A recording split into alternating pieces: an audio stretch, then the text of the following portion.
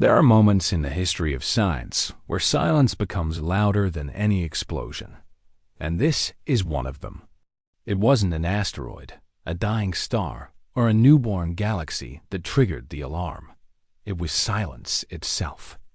The James Webb Space Telescope, orbiting 1,000,000 miles from Earth and gazing deeper into the universe than any human-made instrument before, was observing a sector of space previously thought to be completely void, a lifeless vacuum between galaxies, just a blind spot in the cosmic map. But what it found there shattered that assumption. In the quietest part of the cosmos, the telescope detected a shadow that wasn't casting light nor reflecting it. It was devouring it. And then something even stranger happened. That darkness moved. Slowly, deliberately, as if it knew we were watching.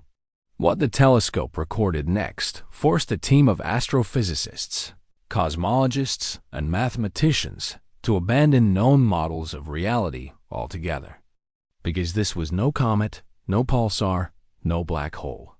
This was something else. Something that thinks, something that reacts, and perhaps something that remembers. This is the story of what James Webb just uncovered in the deep an object so terrifying in its behavior, so unnatural in its physics, that scientists have begun whispering the unthinkable. What if it's not from our universe at all? It all began during a deep field survey near the Aerodana supervoid, a vast, almost mythic region of space known for its mysterious cold spots and unusually low galaxy density. While calibrating infrared sensors for a galaxy mapping project, the James Webb Telescope picked up an anomaly that was too symmetrical to be natural, yet too chaotic to be artificial.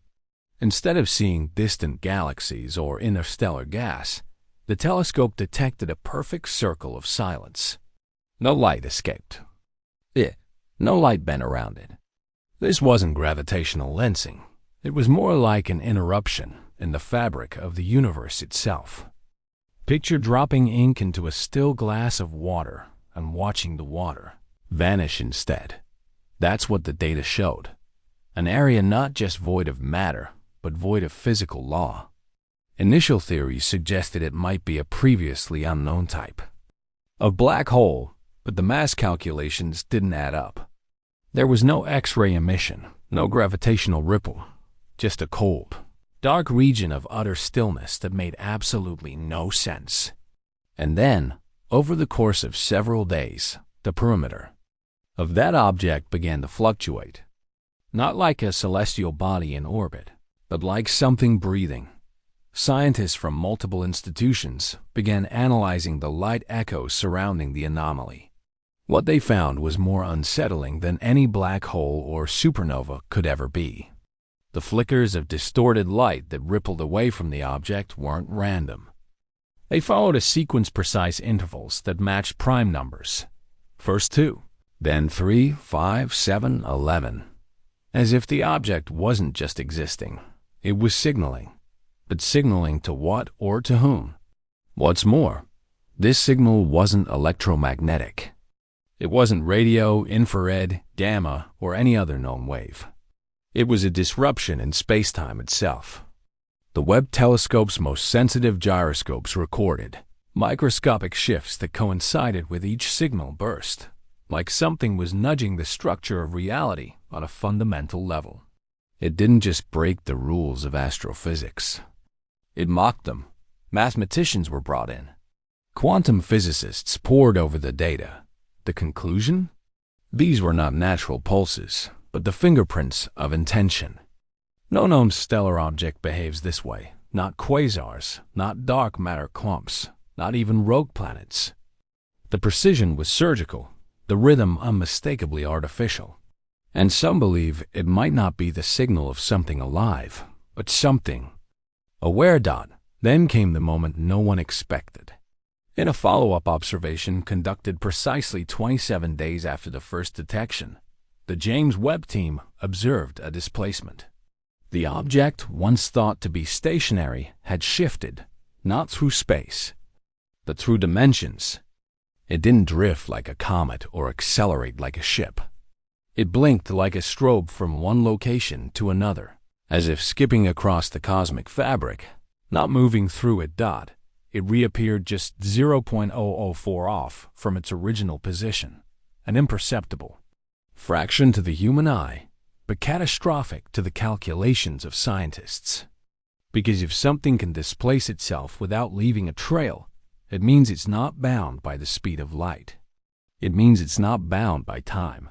The only known parallel to this kind of behavior exists in quantum theory entangled particles, reacting instantly across vast distances. But this wasn't subatomic. This was a structure the size of a small moon behaving as if the laws of classical physics were a mere suggestion. When astrophysicists simulated the movement, they found something even more unnerving. The pattern of its reappearances formed a spiral pointing inward toward Earth. By the fourth month of analysis, the team was no longer asking whether the object was dangerous. They were asking if it was thinking. Geometric patterns around the anomaly began to stabilize into fractal formations, self-replicating shapes that echoed biological systems, not like bones or organs, but like neural pathways. The longer the telescope stared, the more the patterns evolved, adapting to the sensor's orientation, correcting themselves in real time, almost like it was adjusting to being observed. Scientists coined a chilling term for this behavior: responsive geometry. Some even speculated the object might be a kind of dimensional antenna, or worse, a living construct designed not to travel, but to anchor itself in place, waiting for something. One AI model trained to simulate alien pattern recognition broke down when fed the telescope's data. It froze, looped, and finally returned a single word in its error log: recognized. The message was clear, though no one dared say it aloud. This isn't a discovery, it's a reply. After weeks of capturing more data, the Webb team noticed a curious phenomenon not in the object itself, but in the surrounding field. A background radiation shift, almost imperceptible at first, began to emerge. Unlike cosmic microwave background or localized bursts of radiation from stars, this signal was oddly synchronized with the object's pulses, but delayed as if we were witnessing an echo. Spectral analysis confirmed something chilling. The signal contained harmonic layers that shouldn't be there, frequencies arranged not by random emission, but in nested intervals reminiscent of musical chords. Some scientists began calling it the Song of the Void, but others weren't as poetic. A signal like this, they said, is almost impossible to generate unless there's a deliberate mechanism behind it, not a chaotic stellar process, but an engineered pattern. More disturbingly, the waveform harmonics weren't stable. They reacted slightly to Webb's positional changes. This led to a horrifying hypothesis. The signal wasn't passive. It was interactive. It was watching, measuring, echoing back as if the object wasn't just broadcasting. It was listening. Amid the growing panic behind the scenes, a group of theoretical mathematicians was brought in to analyze the numerical structure of the pulses. That's when everything changed. Hidden within the signal's timing sequence was an embedded mathematical constant that doesn't naturally occur in known cosmic phenomena: the Ulam prime spiral, a configuration of prime numbers plotted in a spiral pattern that has long puzzled number theorists for its strange resonance with nature. But here it was repeated exactly in the intervals between the anomaly's distortions. Some scientists believed it might be a universal language, a kind of mathematical Rosetta Stone, a calling card, or worse, an identifier. If someone or something placed that signature there, it would mean they understood the deepest structures of our reality. And what came next drove the fear even deeper. When the sequence was graphed in 3 dimensions, it formed a complex. Helix 1 nearly identical to the double helix of human DNA. Coincidence? Perhaps, but when scientists ran the numbers, they realized the timing intervals in the pulses matched genetic codons used in our own biology. Something wasn't just watching. Something understood what it was watching and maybe knew us before we ever saw it. That's when everything started to go quiet. Publicly available Webb data streams were suddenly delayed. Access logs from research observatories began disappearing. Key scientists involved in the anomaly study began stepping away from their posts. Press releases from the agencies involved shifted in tone once filled with enthusiasm and transparency. They became vague, evasive, bureaucratic.